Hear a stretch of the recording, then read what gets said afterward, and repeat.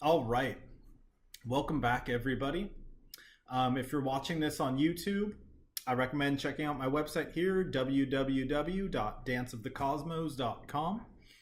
Again, my name is Dan Hendricks, and we are looking at Grahas. We are looking at the planets. This is going to be part 4 in the series. Now, in this part of the series, we're going to do where in the previous 3 parts, we've looked at all 9 planets in each video, and we've just done a few characteristics at a time.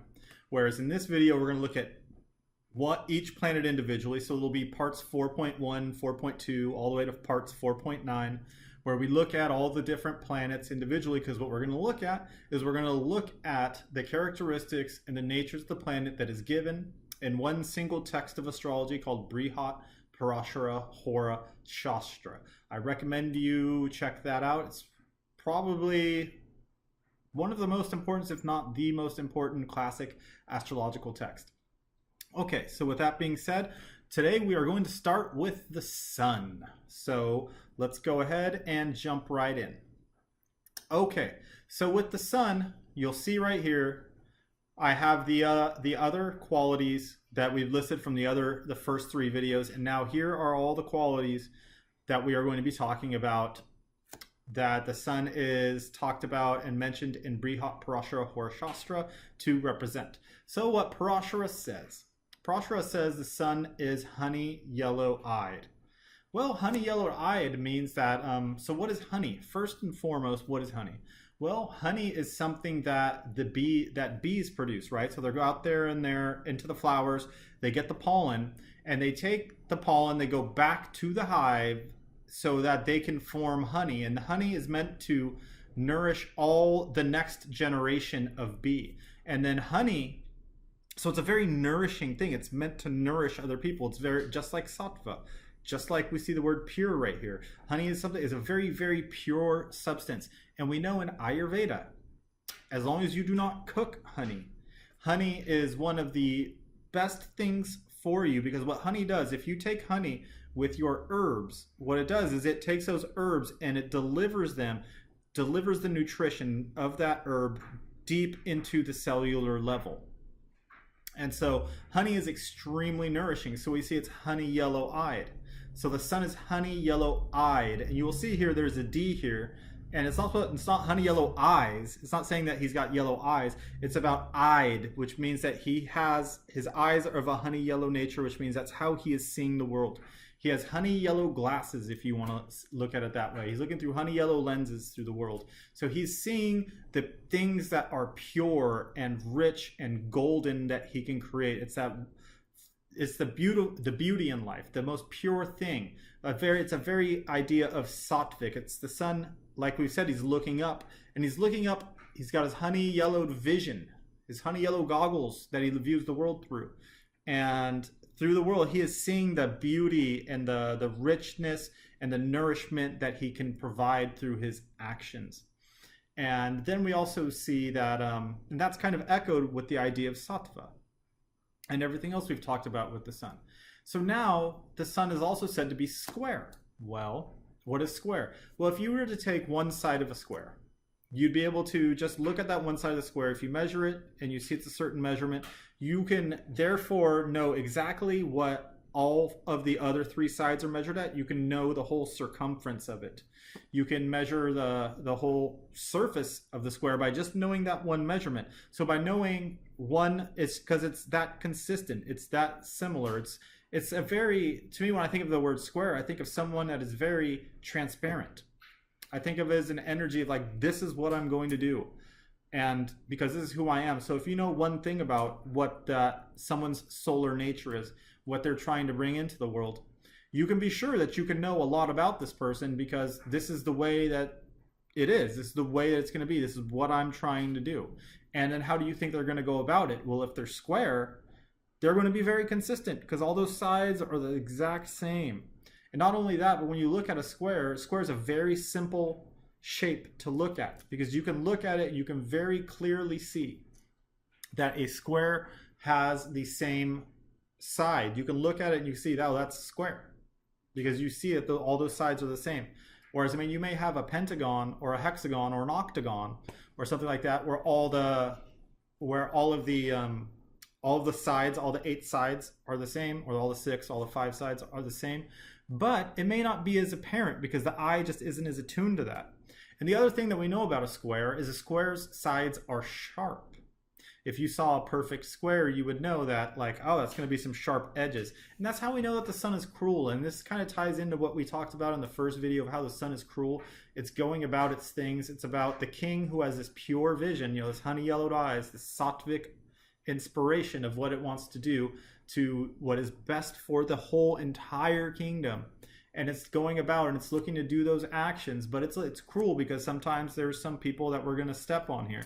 Same way, if you're walking by like a table that is a perfect square, if you're not paying attention, that table's probably going to cut a few people. You know, a few people are going to go, oh, ow. You know, and that's kind of how the sun is cruel. And then we get down here and we see this radiantly pure.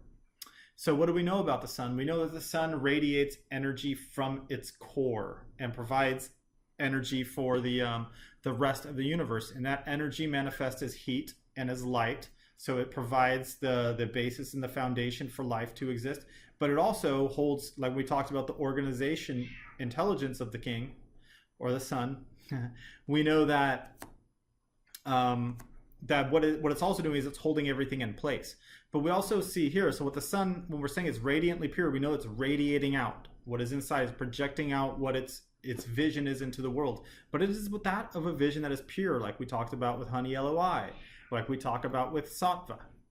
And so this is kind of giving more confluence to these facts. Now we're starting to see things stack up a little bit more of how the sun operates, what the solar energy is all about. And radiantly pure, then there's the word pure here, which is purity. And very much the sun is related to Agni, which is inside the body. There's lots of different types of Agni. There's Agni in a greater nature, which is the sun. And there's Agni on the internal nature of our bodies, which is that fire of digestion. And digestion can be looked at, of course, as digesting food, but it's also digesting information, digesting experience. Sun has a lot to do with that idea of being able to burn away impurities. And we know that also because the sun is said to be of Pitta nature. Well, Pitta, of the 3 Ayurvedic doshas, Vata, Pitta, and Kapha, Pitta is the only dosha that is related to the fire element. And so what we know with that is when we're related, we have Pitta. So if someone is of Pitta energy, well, some of the qualities of Pitta can be kind of, you know, there's like 2 different sides of Pitta. Pitta can be a very driven person, a very inspired person, a person who's very much just going after what it is they feel they need to do. They find purpose really easily, you know.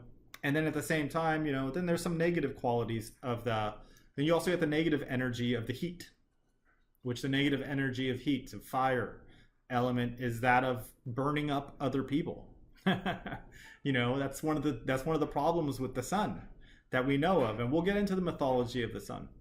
And one of the things about the sun is if you get too close to the sun, you're going to get burned up. And so we know that, and that's kind of what we can know about the Pitta nature of the sun, is it kind of represents the basis of what Pitta nature is. And then Pitta also has to do with transformation in our bodies, and this is just verifying this radiantly pure idea and the idea of Agni, because Pitta is all about our digestive, like the digestive processes of turning one thing into another. And so we can see that the sun is all about that. And then we come down here to intelligent. Well, we kind of already talked about that. We were talking about organizational intelligence. And I was actually referring to this specific intelligent representation in Brihat Parasara Hora Sastra. And you see masculine here, and this is where I pulled the idea of masculine from. So we were already kind of studying these. I've been pulling a little bit from different texts and different ideas.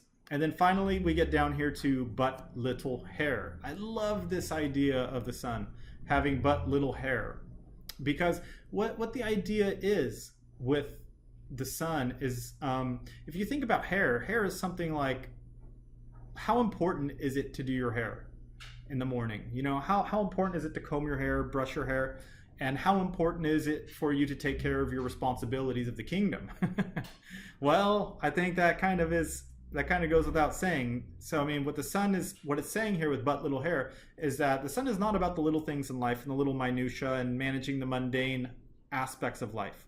Sun is about what the big thing that I have to do. I've got this big thing that I'm trying to radiate from inside, that I'm very square about. I'm very consistent in my path moving forward, very transparent in the fact that what I have to do, this very sattvic nature with my honey yellow eyes, I know this is what I have to do. And I don't care about checking the mail. I don't care about checking my emails. I don't care about vacuuming the carpet. Those aren't the things that the sun is like concerned about, because the sun doesn't care about brushing his hair. The sun's like, I have bigger things to worry about.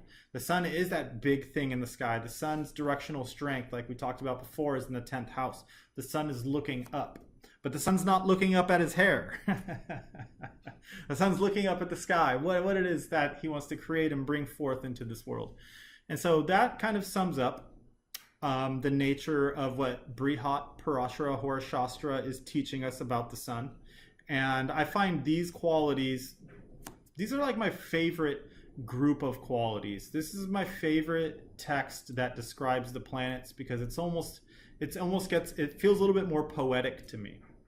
Because when we just break it down into, this is kind of boring, yawn, cruel, masculine, king. I can explain those if I wanted to in 2 minutes apiece.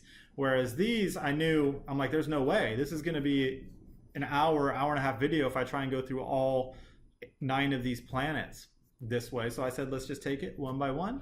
And this is the sun in Brihat Parasara Hora Sastra. This is how it's defined, and this is my definition of how it's defined. And thank you again for watching, and namaste.